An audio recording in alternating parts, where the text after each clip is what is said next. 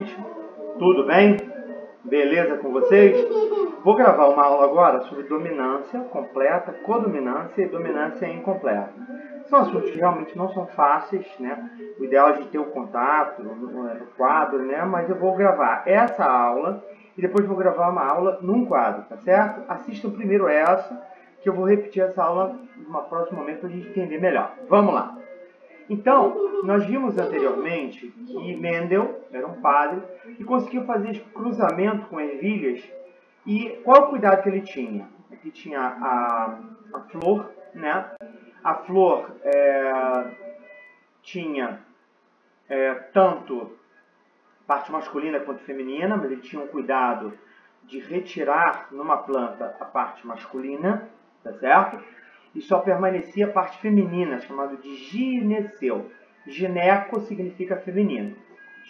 E aí, então, a planta ela tem na sua flor o órgão reprodutor feminino, que é o ovário, tá certo? Na planta que ele mantinha a parte masculina chama de androceu. Andrógeno é masculino. É aquela estrutura da flor que libera o pozinho chamado de pólen.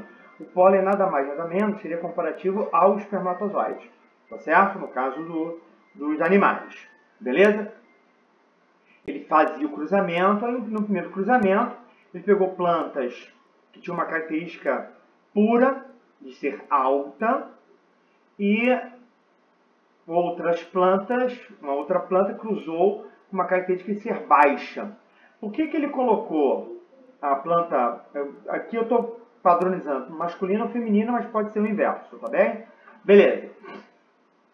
Aqui ele colocou com A maiúsculo, porque essa característica é uma característica que domina sobre a característica de uma planta baixa, tá certo? Que ele colocou com A minúsculo, porque quando se faz o cruzamento, nota que a planta ela pode doar dois fatores, tá certo? Como ela é pura, os dois fatores são dominantes.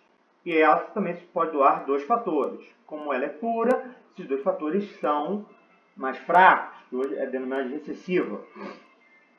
Então faço esse quadro chamado quadro de Punnett. Aí o A maiúsculo com A minúsculo. Nota, a planta recebeu um gene dominante, um fator dominante para a planta alta e fator dominante para a planta baixa. Fator dominante para a planta alta, fator recessivo para a planta baixa. E assim sucessivamente.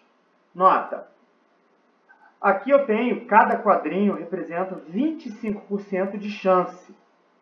Então eu tenho 25, 50, 75, 100% das plantas devem nascer com a característica dominante de ser alta.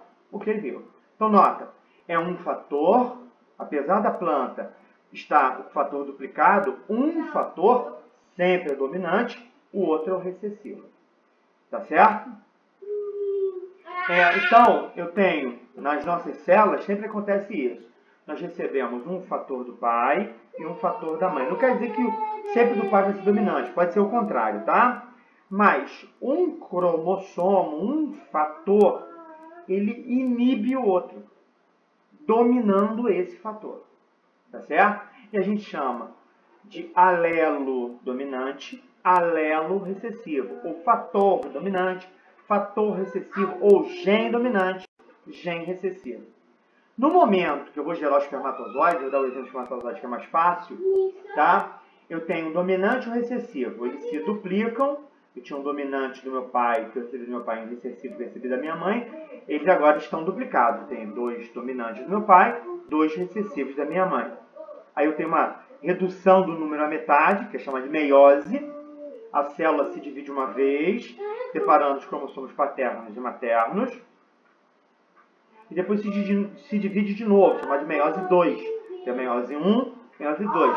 Então o espermatozoide vai receber só um cromossomo com o gene dominante, pode produzir um outro espermatozoide também com cromossomo com gene dominante, e eu posso gerar um outro espermatozoide com gene recessivo e outro com gene recessivo também. Então nota, a partir de uma célula lá no testículo, eu vou produzir 4 células, ou metade delas, o espermatozoide, né, vai carregar um cromossomo dominante e a outra metade o recessivo. Essa é a chance que eu tenho. Então eu posso doar um dominante ou um recessivo. Tá certo? Vamos dar um exemplo de dominância completa.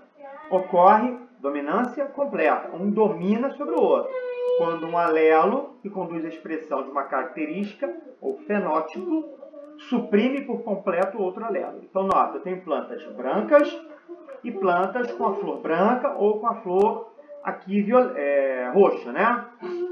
E eu vou dar um exemplo de tipo sanguíneo. Tipo sanguíneo, todo mundo já ouviu falar, positivo e negativo. É chamado de RH positivo e RH negativo, tá certo?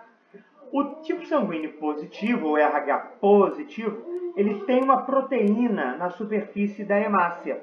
Por isso que é chamado de RH positivo. Essa proteína foi descoberta, primeiramente, em macacos de uma espécie chamado macaco rhesus. Por isso que é RH. E o homem que é RH positivo, ele pode ter ou os dois dominantes, ele recebeu um dominante do pai e um dominante da mãe, ou um dominante e um recessivo. Recebeu um dominante ou do pai e da mãe e o recessivo do outro, do pai e da mãe. Tá certo? Eu chamo a atenção que eu não quero dar a ideia que o pai sempre dá o dominante e a mãe sempre dá o recessivo. Não é isso. Pode ser o inverso. E a pessoa que é RH negativo, ela tem os dois genes recessivos. Sempre. Tá certo? Então, nota, tem um dominante, RH positivo. Aí, qual a importância de se estudar o tipo sanguíneo positivo ou negativo? Vamos lá. Aqui um homem, RH positivo homozigoto porque tem os dois, são iguais. Casa-se com uma mulher RH negativa, tá? Vamos lá. Então o homem, ele pode doar os dois genes dominantes e a mulher só pode doar os dois recessivos. Isso é importante porque pode acontecer uma doença no qual há um aborto. Vamos lá. Então, o pai doa o dominante e a mãe doa o recessivo. O pai doa o dominante, a mãe o recessivo. O pai o dominante, a mãe o recessivo. O pai dominante, a mãe o recessivo. Então, nota, 100% de chance, neste caso, se o homem só puder doar os dois dominantes e a mulher os dois recessivos, do filho ser RH positivo. Tá? Ó, recebe dominante positivo, dominante positivo, dominante positivo, dominante positivo. Então, ó, isso pode acontecer, por exemplo, a mãe é RH negativa, o marido é RH positivo, tá certo?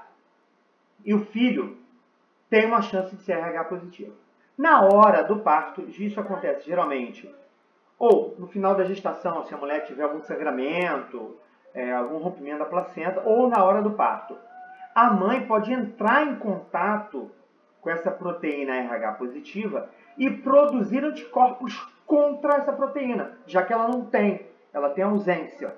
Então o que vai acontecer?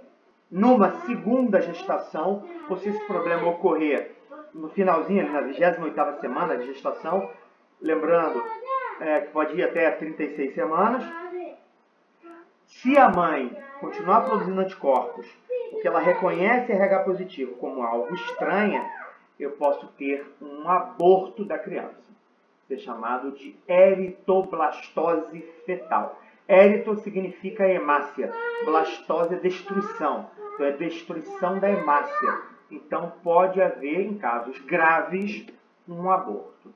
Tá bem, gente? Então vou ficar por aqui porque o assunto é um pouquinho longo, mas espero que vocês tenham entendido. Obrigado, valeu!